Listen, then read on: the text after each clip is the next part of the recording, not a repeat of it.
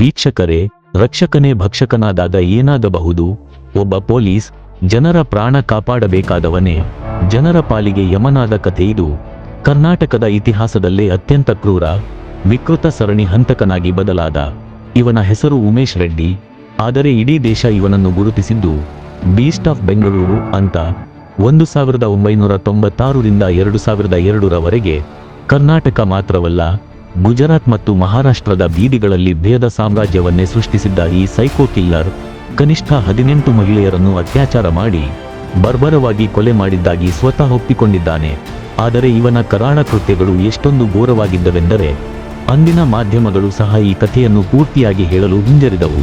ಹೆಣಗಳ ಜೊತೆಗಿನ ಅತ್ಯಾಚಾರ, ಮಹಿಳೆಯರ ಒಳ ಉಡುಪುಗಳನ್ನು ಟ್ರೋಫಿಯಂತೆ ಸಂಗ್ರಹಿಸುವ ವಿಕೃತಿ, ಈ ಸತ್ಯಗಳನ್ನು ಕೇಳಿದರೆ ಇವತ್ತಿಗೂ ಎದೆ ನಡುಗುತ್ತೆ. ಬನ್ನಿ, ಆ ಮುಚ್ಚಿ ಹಾಕಿದ ಕಥೆಯ ಭಯಾನಕ ಪುಟಗಳನ್ನು ಒಂದೊಂದಾಗಿ ತೆರೆಯೋಣ. ಈ ವಿಷಯವು ನೈಜ ಘಟನೆಗಳನ್ನು ಆಧರಿಸಿದೆ. ಸ್ಪಷ್ಟತೆ ಮತ್ತು ದೃಶ್ಯ ಪ್ರಾತಿನಿಧ್ಯದ ಉದ್ದೇಶಗಳಿಗಾಗಿ ಕೆಲವು ಚಿತ್ರಗಳು ಮತ್ತು ವಿಡಿಯೋ ಸಾಮಗ್ರಿಗಳನ್ನು ಕೃತಕ ಬುದ್ಧಿಮತ್ತೆಯನ್ನು ಬಳಸಿಕೊಂಡು ರಚಿಸಲಾಗಿದೆ ಅಥವಾ ವರ್ಧಿಸಲಾಗಿದೆ. ಈ ರಚಿತ ಅಂಶಗಳನ್ನು ವಿವರಣಾತ್ಮಕ ಉದ್ದೇಶಗಳಿಗಾಗಿ ಮಾತ್ರ ಸೇರಿಸಲಾಗಿದೆ. ರಹಸ್ಯಗಳು, ಅಪರಾಧಗಳು ಮತ್ತು ವಿವರಿಸಲಾಗದ ಘಟನೆಗಳನ್ನ ಬಿಚ್ಚಿಡಲಾಗುತ್ತಾ ಇದೆ. ಭಾಗ 1. ಖಾಕಿ ತೊಟ್ಟ ಕ್ರೂರಿ. ಉಮೇಶ್ ರೆಡ್ಡಿಯ ಕಥೆ ಶುರುವಾಗುವುದು ಚಿತ್ರದುರ್ಗ ಜಿಲ್ಲೆಯ ಒಂದು ಸಣ್ಣ ಹಳ್ಳಿಯಲ್ಲಿ.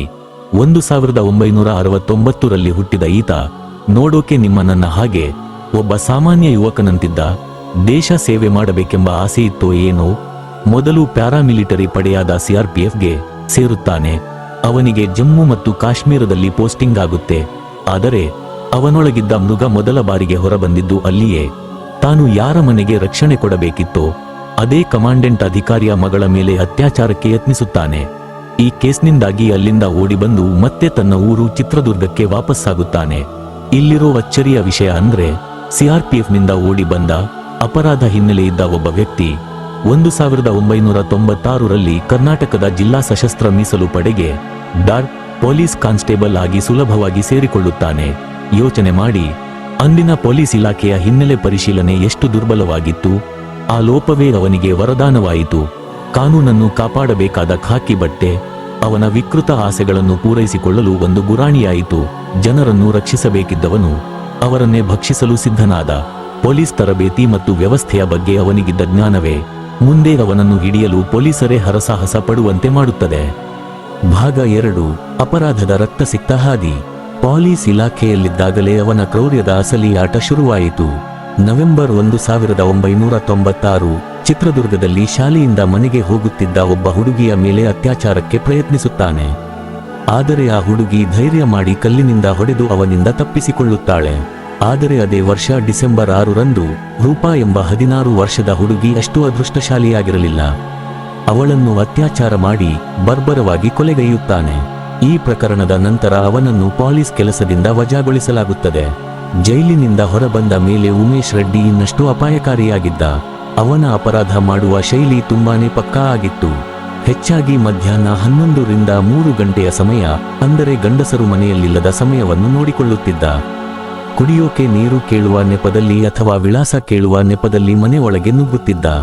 ಒಳಗೆ ಬಂದ ತಕ್ಷಣ ಚಾಕು ತೋರಿಸಿ ಮಹಿಳೆಯರನ್ನು ಬೆದರಿಸಿ ಕೈಕಾಲು ಕಟ್ಟಿ ಅತ್ಯಾಚಾರ ಮಾಡುತ್ತಿದ್ದ. ನಂತರ ಅವರನ್ನು ಕೊಂದು ಮನೆಯಲ್ಲಿದ್ದ ಚಿನ್ನ, ದುಡ್ಡು, ಟಿವಿ, ವಿಸಿಯಾನಂತಹ ವಸ್ತುಗಳನ್ನು ದೋಚಿ ಎಸ್ಕೇಪ್ ಆಗುತ್ತಿದ್ದ. ಅವನ ವಿಕೃತಿ ಇಲ್ಲಿಗೆ ನಿಲ್ಲಲಿಲ್ಲ. ಬೆಂಗಳೂರಿನ ಪೀಣ್ಯದಲ್ಲಿ ನಡೆದ 37 ವರ್ಷದ ವಿಧವೆ ಜಯಶ್ರೀ ಸುಬ್ಬಯ್ಯನವರ ಕೊಲೆ ಅವನ ಕ್ರೌರ್ಯದ ಉಚ್ಚರಿಸಲಾಗಿತ್ತು. ಫೆಬ್ರವರಿ 1998ರಲ್ಲಿ ಜಯಶ್ರೀಯವರನ್ನು ಅತ್ಯಾಚಾರ ಮಾಡಿ ಕೊಂದ ನಂತರ ಆತ ಆಕೆಯ ಶವದೊಂದಿಗೆ ಮತ್ತೆ ಸಂಭೋಗ ನಡೆಸಿದ್ದ. ನೆಕ್ರೋಫೀಲಿಯಾ ಎಂಬ ಈ ವಿಕೃತಿಯನ್ನು ಕೇಳಿದ ತನಿಖಾಧಿಕಾರಿಗಳೇ ಬೆಚ್ಚಿಬಿದ್ದಿದ್ದರು. ಅಷ್ಟೇ ಅಲ್ಲ, ತಾನು ರೇಪ್ ಮಾಡಿದ ಮಹಿಳೆಯರ ಒಳ ಉಡುಪುಗಳನ್ನು ಕಲೆಕ್ಟ್ ಮಾಡುವುದು ಅವನ ಹವ್ಯಾಸವಾಗಿತ್ತು. ಪೊಲೀಸರು ಅವನನ್ನು ಅರೆಸ್ಟ್ ಮಾಡಿದಾಗ ಅವನ ಬ್ಯಾಗ್ನಲ್ಲಿ 18 ಪ್ಯಾಂಟಿಗಳು, 10 ಬ್ರಾಗಳು ಸೇರಿದಂತೆ 100 ಒಳ ಉಡುಪುಗಳು ಸಿಕ್ಕಿದ್ದವು. ಆಗಲೇ ಗೊತ್ತಾಗಿದ್ದು ಇವನು ಕೇವಲ ಕೊಲೆಗಾರನಲ್ಲ, ಒಬ್ಬ ಮಾನಸಿಕ ವಿಕೃತಿಯುಳ್ಳ ಸೈಕೋಪಾತ್ ಅಂತ. ಭಾಗ 3. ಪೊಲೀಸರ ಕಣ್ಣಿಗೆ ಮಣ್ಣೆರಚಿದ ಮಾಯಾವಿ. ಉಮೇಶ್ ರೆಡ್ಡಿಯನ್ನು ಹಿಡಿಯುವುದು ಪೊಲೀಸರಿಗೆ ದೊಡ್ಡ ತಲೆನೋವಾಗಿತ್ತು. ಯಾಕೆಂದರೆ ಅವನು ಸಾಮಾನ್ಯ ಕಳ್ಳನಲ್ಲ, ಅವನು ಒಬ್ಬ ಮಾಜಿ ಪೊಲೀಸ್.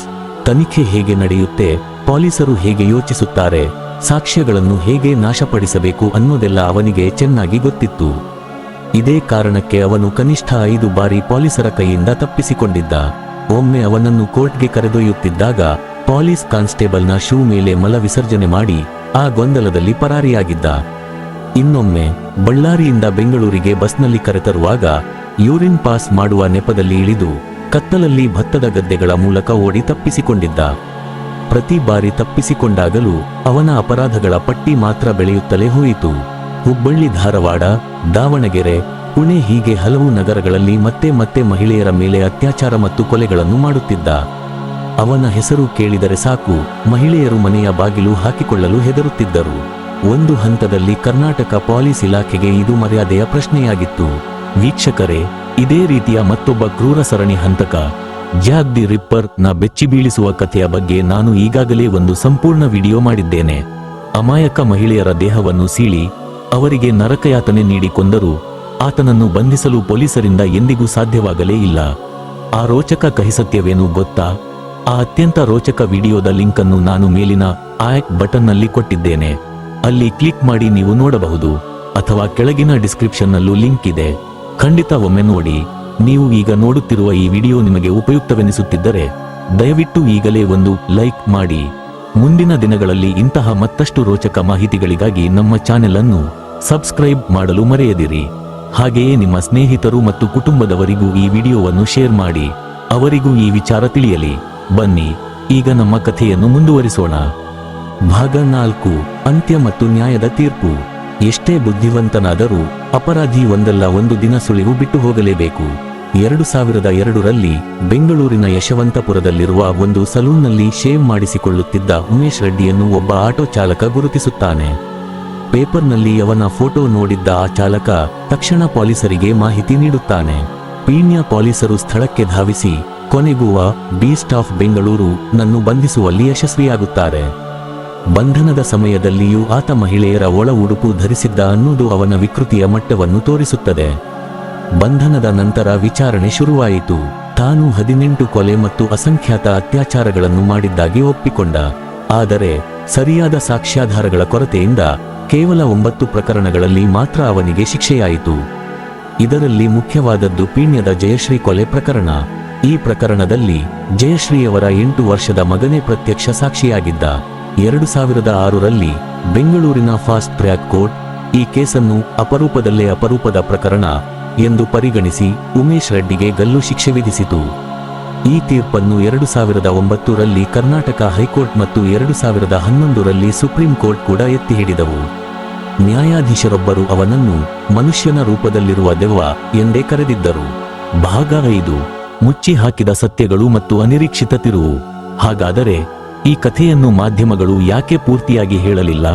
90ರ ದಶಕದಲ್ಲಿ ಅವನನ್ನು ವಿಕೃತಕಾಮಿ, ಬೀಸ್ಟ್ ಎಂದು ಕರೆದರೆ ಹೊರತು ಅವನ ಅಪರಾಧಗಳ ಹಿಂದಿನ ಕರಾಳ ಸತ್ಯಗಳನ್ನು ವಿವರವಾಗಿ ಪ್ರಕಟಿಸಲು ಪತ್ರಿಕೆಗಳು ಮತ್ತು ಚಾನೆಲ್ಗಳು ಹಿಂಜರಿದವು. ನೆಕ್ರೋಫಿಲಿಯಾದಂತಹ ವಿಷಯಗಳು ಸಮಾಜಕ್ಕೆ ಜೀರ್ಣಿಸಿಕೊಳ್ಳಲು ಕಷ್ಟಕರವಾಗಿದ್ದವು. ಮಹಿಳೆಯರ ಒಳ ಉಡುಪುಗಳನ್ನು ಸಂಗ್ರಹಿಸುವ ಅವನ ವಿಕೃತಿ ಸಮಾಜದ ನೈತಿಕತೆಗೆ ದೊಡ್ಡ ಆಘಾತ ನೀಡುವಂತಿತ್ತು. ಹೀಗಾಗಿ ಈ ಕಥೆಯ ಅತ್ಯಂತ ಭಯಾನಕ ಭಾಗಗಳನ್ನು ಮುಚ್ಚಿ ಹಾಕಲಾಯಿತು ಅಥವಾ ಮೃದುವಾಗಿ ವರದಿ ಮಾಡಲಾಯಿತು. ಕಥೆ ಇಲ್ಲಿಗೆ ಮುಗಿಯಲಿಲ್ಲ.